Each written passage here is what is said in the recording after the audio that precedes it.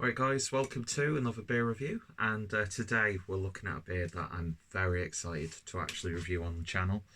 So we're going over to Copenhagen and we're having a look at a can of Frank the Tank from, of course, WarPigs, which is, of course, the brew pub from Free Floyd's and Mikkeller. And this is an American pale ale, clocking in at 5.3% ABV. Awesome artwork on these WarPigs cans. In fact, I love WarPigs branding in general. Just look at that image. Really do need to get myself a sweatshirt or a hoodie or something like that because I just love the artwork. But then again, it is, Keith Shaw, so going into heaven, it's descending upon me. But yeah, so I have had this before. I had this when Ply were doing their... in fact, let me see if I could get rid of that oversaturation of light.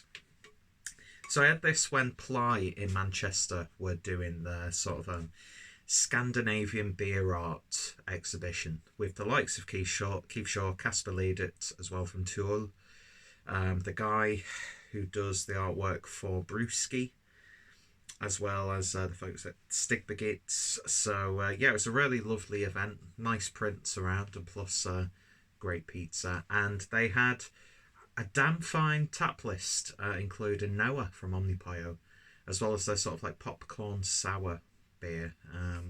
They had this, they had I think they had a pale ale from Mikkeller as well, the one that's in the sort of like a year-round range. What else did they have from Brewski? I can't remember. I had a Brewski beer, I had a Stig Baguettes beer, not Skid, Stig Baguettes beer, and of course I had this, and this was tasting pretty damn good. And of course, named after Frank from Mikkeller. And of course, I got this from the Mikkeller Beer Club. It's been a long time coming. Don't know why I've not picked this up from the WarPigs store or whenever it's been available, but I'm glad that I got a can. Had the Lil Drunk Baby a little while ago, and that was gorgeous for a session IPA. That had such a great body, and the smell of this beer is awesome already. So yeah, using my toured glass for this one. So let's get this, oh my god, poured and see what we get. Well, I think you can clearly see what we have with this. Just look at that. Dirty glass, mind you, with all those bubbles on the side. So let me see if I can get rid of that. There we are. How... That's awesome, the fact that you can essentially clean a glass by just smashing it on the surface. But look at that. That is turbid as anything. It's like peach compote mixed with yogurt, because it's got that sort of like white look to it. It's like, I don't know what the right word is, but yeah, it just looks absolutely wonderful, doesn't it? It's illuminating out of the glass, especially when you hold it inside. In fact, that's got a really pale look to it when you hold it up to the light. It looks a bit more luminous on camera, as it always does, depending on which way the light is catching it. Of course, it might look different on the screen as it does when it's actually uploaded onto YouTube, when my videos always seem to take a hit in quality for some reason. Anyway, about half finger's worth of head, which is dissipating nicely. It's just looking fantastic. I'm not too sure if this beer has been like this all the time, or if the recipe's changed over time, or if each batch is different from the last. But of course, it's in line with what we've come to expect with the IPAs as of recent years. Because I don't know, how old is this beer now in terms of when it was like first brewed? I'm not too sure. Anyway, it smells wonderful, so let's get a full whiff. Oh my god, that's just so divine. That is absolutely gorgeous. Big citrusy hops coming through, but then you get a lovely tropical vibe about it.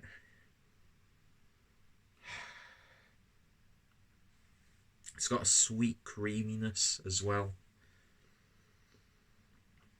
But yeah, it is a very sweet smelling pale ale. Oh, it just smells wonderful. It really, really does. I could just smell this beer constantly, but I won't, and I'll get it sipped. Cheers, guys.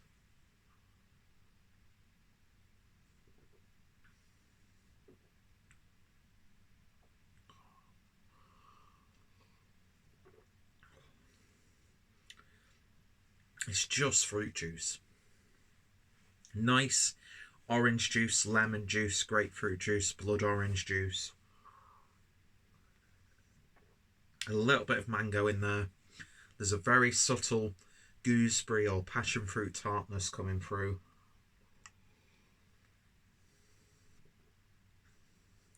You get a really good whiff as you sip it. Just about to watch the final of the Virtues. I don't know why this front-facing camera, the exposure can't stick. It just completely keeps changing the exposure, and it's bloody annoying. But thankfully, I'm not too annoyed because I've got a wonderful beer in hand.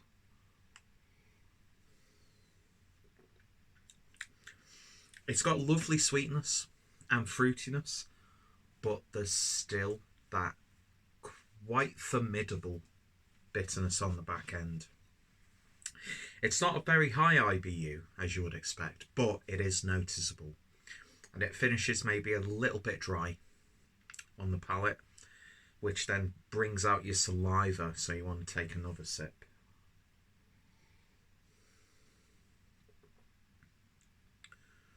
That's lovely. It really, really is.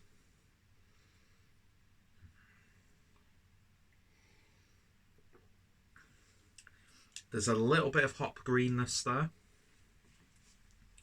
but which is usually a detriment, but this works really nicely.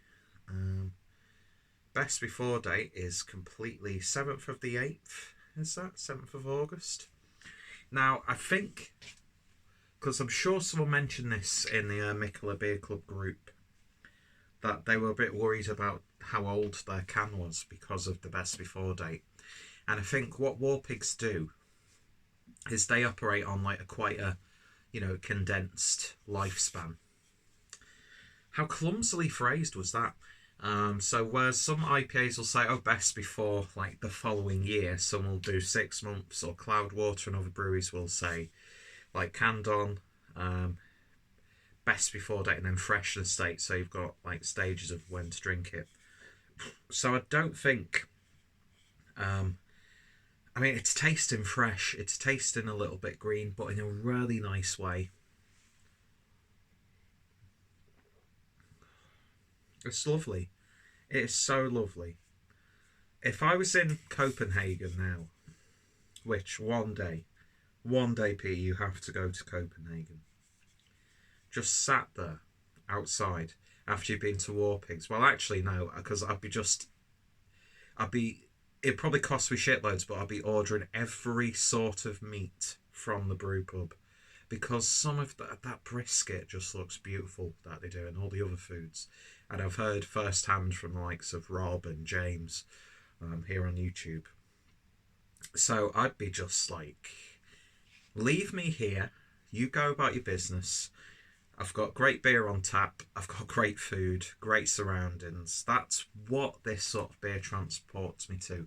A place that I've never been, but feels so familiar. So let's taste out of the can.